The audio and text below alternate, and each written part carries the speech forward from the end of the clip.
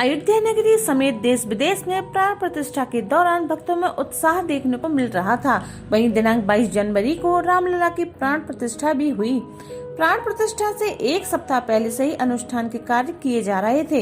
वहीं भगवान रामलला की पूजा का कार्यक्रम भी तैयार किया गया था। वहीं रामलला की प्राण प्रतिष्ठा के दौरान उनकी आंखें भी बंद कर दी गई थीं। पूजा और अनुष्ठान के बाद उनकी आंखों से पट्टी हटाई गई थी।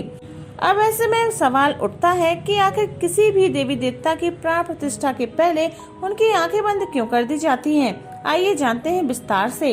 भक्त के दर्शन करने के भाव भी भिन्न होते हैं।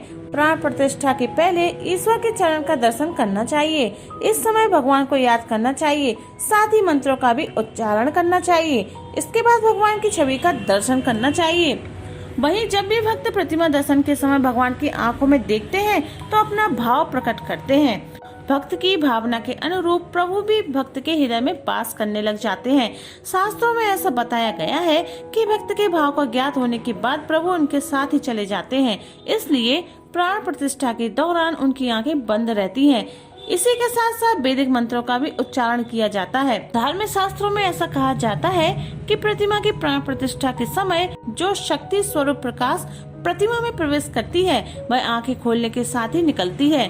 इसमें देवी असीम शक्ति होती है। वही प्राण प्रतिष्ठा के बाद जब भगवान अपनी आंखें खोलते हैं तो वह प्रकाश बाहर आता है। इस समय प्रभु को दर्पण यानी कि शीशा दिखाया जाता है। प्राण प्रतिष्ठा के दौरान जब आंखें खोलने के दौरान वह शक्ति जब शीशे पर पड़ती है तो वह टूट जाता है। इसलिए यह दृश्य बेहद दुर्लभ माना जाता है। इसलिए देवी देवताओं की आंखें खोलने के समय उन्हें दर्पण दिखाया जाता है। इतना ही नहीं, ऐसा भी कहा जाता है कि भगवान को दर्पण दिखाने के दौरान उनकी नजर भी उतारी जाती है ताकि उन्हें भक्तों की नजर न लगे और वह देवीय शक्ति दर्पण में विराजमान रहे।